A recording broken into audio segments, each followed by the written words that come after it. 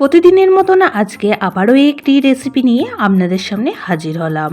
দারুণই tasty recipe, যেটা গরম গরম ভাতের সাথে থাকলে আর কিন্তু কিচ্ছু লাগবে না, এটা দিয়েই সবটুকু ভাত খাওয়া হয়ে যাবে। নমস্কার বন্ধুরা, মাই কিচেন মাই ব্লগে সবাইকে আবারও একবার স্বাগত। আসুন তাহলে শুরু করা যাক আজকের রেসিপি। আজকের রেসিপি বানানোর জন্য এখানে আমি কয়েকটা সিম মাঝখান থেকে 2 টুকরো করে কেটে নিয়েছি। আর সিমটা অবশ্যই করে ভালো করে 2 সাইডে সিডটাকে তুলে পরিষ্কার করে নিতে হবে। আর নিয়েছি বেশ কিছুটা পরিমাণ ধনেপাতা, তার সাথে 4টে কাঁচা লঙ্কা, আর নিয়েছি এখানে 14 থেকে 15 কোয়া রসুন। আজকে আমি বানিয়ে নেব রসুনি সিম, তার জন্য রসুনের পরিমাণটা একটু বেশি করেই দিতে হবে। আমি যে পরিমাণ মতন এখানে সিম নিয়েছি সেই পরিমাণ মতন রসুন নিয়ে নিয়েছি, আপনারা আপনাদের পরিমাণটা কম বেশি করে নিতে পারেন। এখন চলে যাব মেন রান্নায়। গ্যাসের মধ্যে কড়া বসিয়ে দিয়ে দিয়েছি হাফ গ্লাস পরিমাণ জল। এখন কেটে রাখা শিমগুলি দিয়ে দিচ্ছি আর বেশ কিছুক্ষণ সময় নিয়ে একটু সিদ্ধ করে নেব। আর এদিকে আমি ধনে পাতাটাও কুচিয়ে নিয়েছি, তার সঙ্গে রসুন আর যে 4টে কাঁচা লঙ্কা নিয়েছিলাম এর একটা পেস্ট বানিয়ে নেব। আর এদিকে নিয়ে নিয়েছি 2 রকম সর্ষে, এখানে টোটাল 1 চামচ পরিমাণ সর্ষে আছে, এটারও একটা পেস্ট বানিয়ে রেখে দেব।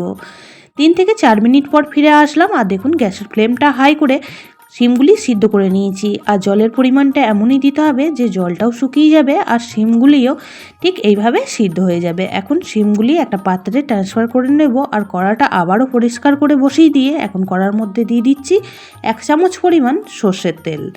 আজকের রেসিপিটি সর্ষের তেলেই বানাতে হবে, তবেই কিন্তু খেতে বেশি ভালো লাগবে। তো তেল গরম হতেই এখন আমি ফোড়ন হিসাবে ব্যবহার করব এখানে 1/4 চামচ পরিমাণ কালো জিরে। ফোড়নটিকে বেশ কিছুক্ষণ সময় নিয়ে একটু ভেজে নেব। আর ভাজা হয়ে গেলে এখানে অ্যাড করে দেব যে রসুন আর কাঁচা লঙ্কার পেস্টটা আমি বানিয়ে রেখেছিলাম সেই পেস্টটাই। রেসিপিটি খুবই সিম্পল একটি রেসিপি, সামান্য কিছু উপকরণ দিয়েই তৈরি হয়ে যায়, কিন্তু গরম গরম ভাতের সাথে খেতে লাগে দুর্দান্ত। এইরকম যদি একটি রেসিপি থাকে তাহলে কিন্তু সব ভাতটুকু খাওয়া হয়ে যাবে এই একটা রেসিপি দিয়েই। তো রসুন আর কাঁচা লঙ্কাটা বেশ কিছুক্ষণ সময় নিয়ে একটু ভেজে নেবো। একটু লালচে রং আসলে এখানে আমি দিয়ে দেবো একটা বড় সাইজ পেঁয়াজ কুচি। আজকের রেসিপিতে পেঁয়াজের পরিমাণটা একটু বেশি করে দিয়ে বানানোর চেষ্টা করবেন, তাহলে বেশ ভালো লাগবে খেতে। তো পেঁয়াজটাও এখন মশলার সঙ্গে খুব ভালো করে মিশিয়ে নিচ্ছি। আর মিশিয়ে নিয়ে 1 থেকে 1.5 মিনিট সময় নিয়ে একটু নাড়াচাড়া করে নেব, তাতে করে পেঁয়াজটা খুব ভালোভাবে নরম হয়ে যাবে। পেঁয়াজটিকে খুব বেশি টাইম ভাজবো না, হালকা একটু নরম হওয়া পর্যন্ত রান্নাটি করে নেব। পেঁয়াজ এর পর্যায়ে হালকা নরম হয়ে আসলে এখানে আমি দিয়ে দিচ্ছি সিদ্ধ করে রাখা শিম। এখন সমস্ত উপকরণ খুব ভালো করে নাড়াচাড়া করে মিশিয়ে নেব। আর শিমটাকে এইভাবেই মিশিয়ে আবারও 2 মিনিট সময় নিয়ে একটু ভাজা ভাজা করে নেব। এই শীতকালীন সময়ে অবশ্যই করে শিমের এই রেসিপিটি একদিন বানিয়ে খেয়ে দেখবেন, এতটাই টেস্টি লাগবে যে বারবার কিন্তু এইভাবে বানিয়ে খেতে ইচ্ছে করবে। এখন আমি শিমের মধ্যে দিয়ে দেব খুব সামান্য পরিমাণ একটু হলুদ গুঁড়ো আর তার সাথেই দিয়ে দেব স্বাদ অনুযায়ী লবণ।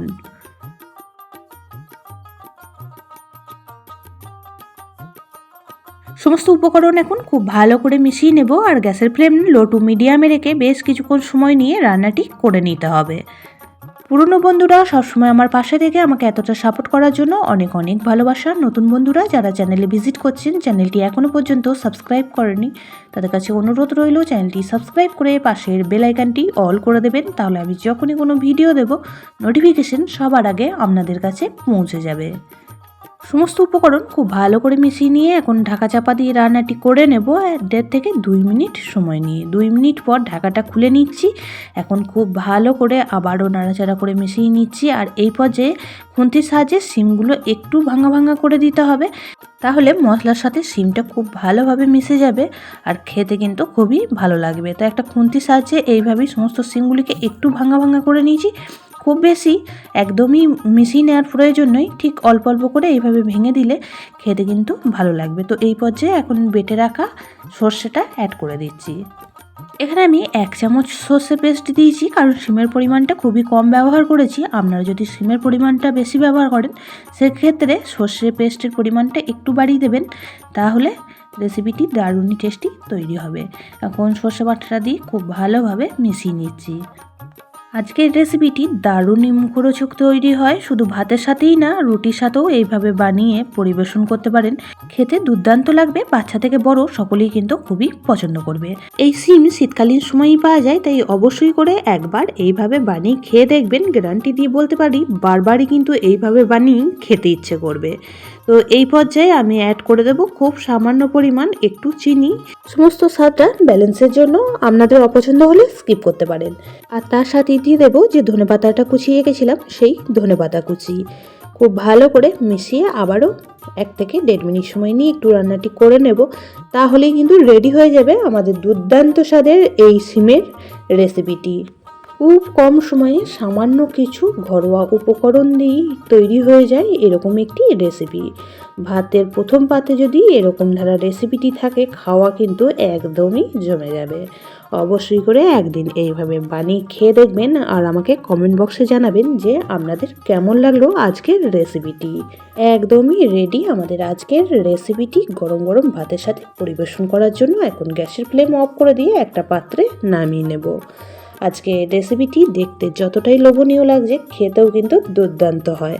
অবশ্যই করে একদিন ট্রাই করুন।